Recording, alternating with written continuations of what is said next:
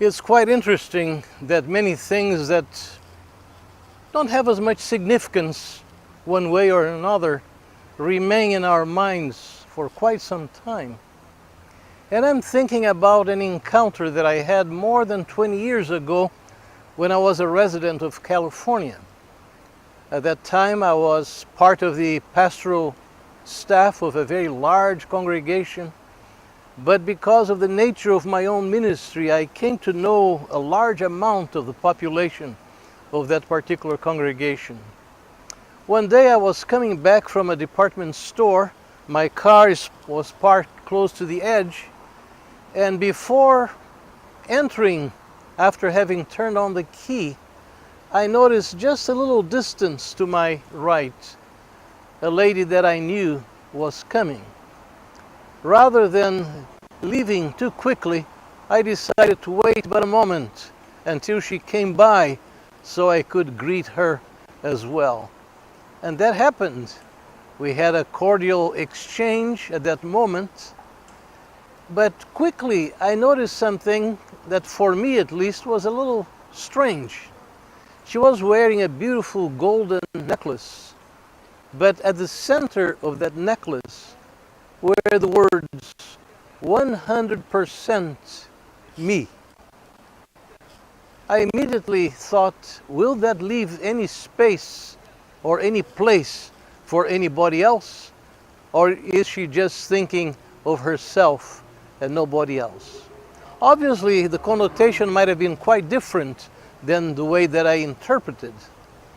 But we know very well whether she was thinking of others and was open to others, available to others or not.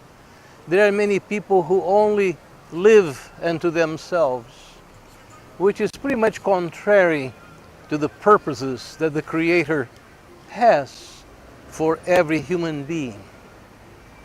We are social creatures, as I have so many other times alluded to in these videos. And as such, we should by nature be seeking contact with other people.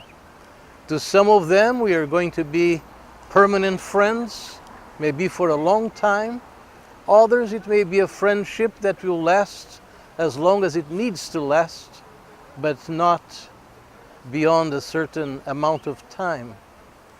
Be as it may, the important thing is that each of us live our lives realizing that we don't live unto ourselves. God has placed us in the world as His agents. In other words, there's so much that we can bring from Almighty God and deposit at the lap or at the home, most importantly, into the heart of others that we interact with. And for that, we have to be available. We have to be not thinking of ourselves alone, but ready to do our part and bless other lives with the blessings that come to us, which we can now multiply as we spread those good gifts around for the benefit of many more.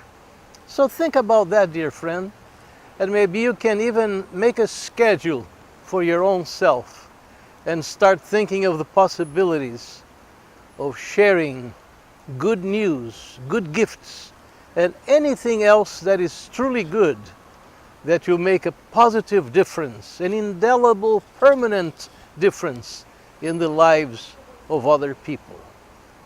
Think about that, and we'll talk more before too long. Bye-bye.